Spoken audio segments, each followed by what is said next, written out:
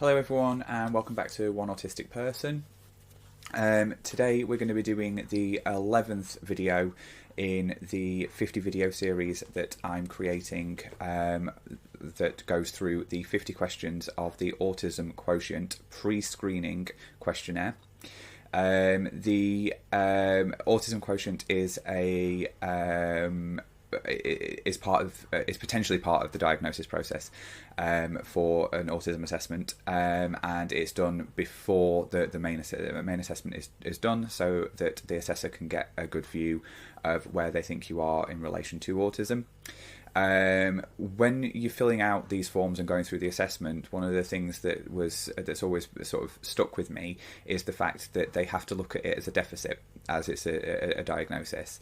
So they have to look at all of these things as a deficit. And what I wanted to do with these videos was to try and flip that narrative where we can, and look at things from a benefit perspective, if possible, if there's positives we can take from things, rather than looking at it as a deficit, because I think it's very easy to do that. It's very easy to look at our traits quite often as something that is difficult to deal with, or a negative, or a deficit to our lives. And if we can't find a positive to it, kind of, is there any mitigating things we can do? Any workarounds? Are there any adjustments that we can make? And that's, to me, quite an important thing for us to do, because of this major focus there seems to be, certainly from a medical perspective, of it being all about deficit. Of course, these things are deficits. That's the reason why we get the diagnosis. But there is always a way of us trying to look at things in a more positive light, and that's the purpose of these videos. I am hoping that over time this will create a community where other people will share their experiences and share how they deal with things, and how they've turned things into positives, and maybe mitigating things, and making adjustments for themselves. So, like I say, this is question 11 of 50. And this one is, I find social situations easy, which for me is definitely not. And if you've watched my previous video, this is kind of a repeat of that, but that was more around keeping up with conversations. This one for me is the general having any kind of social situation. So if going to a party, going to see friends, going out, even to go to the shop sometimes, for me, certainly just generally going out and doing anything is a stressful experience, because I have quite severe social anxiety. So with this one, I don't think there really is a positive that you can spin from it. We can't change it and make it a positive. It is a negative thing to not find social situations easy, for me anyway. And I really don't like the fact that that's the case. But I have accepted that. I've accepted the fact that I don't find them easy, and I've adapted my life a lot around not really having to do it. But when I do, especially if it's planned, so obviously going to the shop is a very short social experience, and I deal with that probably in a different way than what I'm going to say here. This is more if you have a social engagement that you've got to go to, so sort of like a family event or something like that.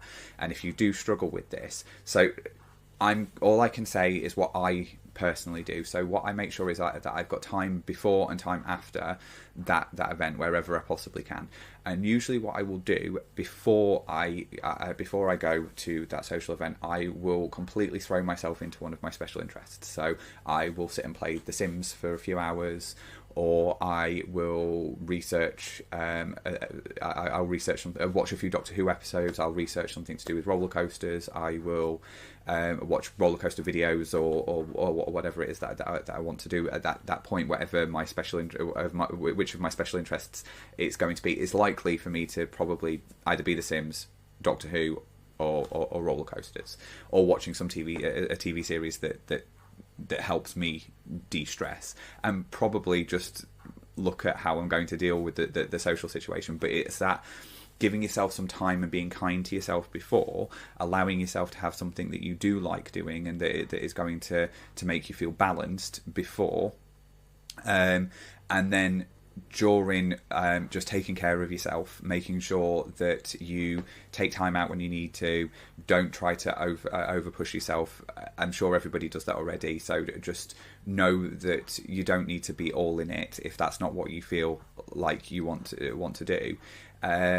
So during the actual social interaction, to just take it easy, to go through it the way that you feel comfortable. Be clear on the fact that you may need to leave if you're not feeling good about it. If it starts to get too much for you, if you're getting overwhelmed, if you're getting sensory issues, that you've got a way of saying, I may need to leave early. And then follow that through. If you really are feeling overwhelmed, then make sure that you sort of follow that through if you can.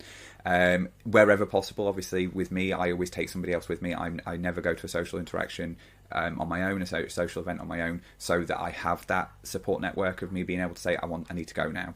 So I take someone with me who I know is going to understand that and won't feel embarrassed by it, and we've had the conversation about it. They know that that's potentially going to happen in any social situation, and that they're okay with coming away from that social situation as well. Obviously that's not always possible, and you might not be able to, so it's just having that understanding of the fact that you can do that. You can be kind to yourself, and you can leave if it has got too much for you. And then I also always then plan some time in afterwards to be able to decompress from it, and that tends to be doing something that's a little, so I tend to do something more active, as in, like I say, if I'm playing The Sims, that's an active thing for me to be in, whereas I'll do something more passive when I get back. So it might be that I listen to music, or watch, again, I might watch a TV show, but something that's less involved for me. I might read. I might just, if I'm feeling sensory overload, I may just sit in a dark room. So giving yourself, say to yourself, for an hour after I get home, I'm going to decompress from it. And what I would say is, wherever possible, don't try not to ruminate over the interactions that you've had, because that's my biggest problem, is I sit there and think about what I've done. So that's why I don't often sit in a dark room anymore. I used to, but now I tend to do something that does distract me slightly, but that doesn't need me to actively be involved in it. So listening to music and making sure that you sort of try and pick music that makes you feel better, makes you feel relaxed, makes you feel secure and balanced. So taking care of your senses when you come back, because I usually find that I feel really hypersensitive after coming back from a social interaction. And one of the other things that I've been trying to do recently is, rather than ruminating over all of the possible mistakes that I made, did I make the right face, did I look interested in that, I try to look at what positives I can take out of it. So for me, because I don't go out very often, so if I go to a social interaction, I'll have gone outside, and it's like, well, I went outside, I went the distance that it was there, I spoke to people, I had interactions with people, reminding myself that although all of those things, regardless of how stressful they are for us, they are actually still beneficial generally to us, that we do take a benefit from being in social situations.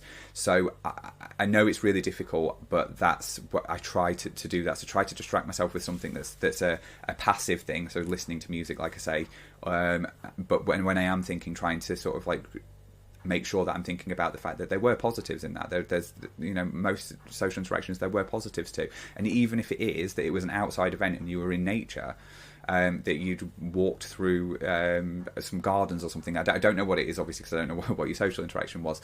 But quite often when I go out with my family, we go to a local park type situation, or a stately home or something like that. And it's like, just the positives of that is that I actually got outside and went and spent some time outside, and that's positive. That's a positive situation you've taken out of it. So even if you feel like all of the social interactions went wrong and you're not happy with that, there's going to be other things that you can take away as positives from it.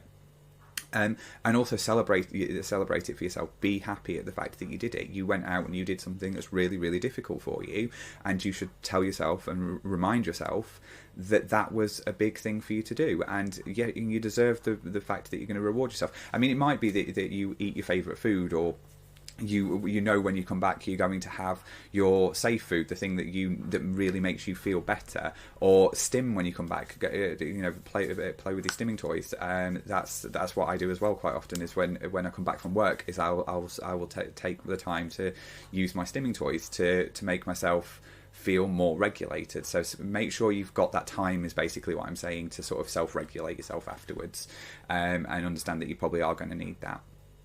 So as with all of these videos, these are just my opinion, the things that I think will work, that work for me. So I'm not necessarily giving advice, I'm just saying this is what I do. Thank you for listening to this video. As I've said at the beginning of the video, I'd really like it to become a community over time. So if you want to comment about how you deal with social situations, that would be fantastic. Thank you very much, and I hope to see you in the next video. Thanks. Bye.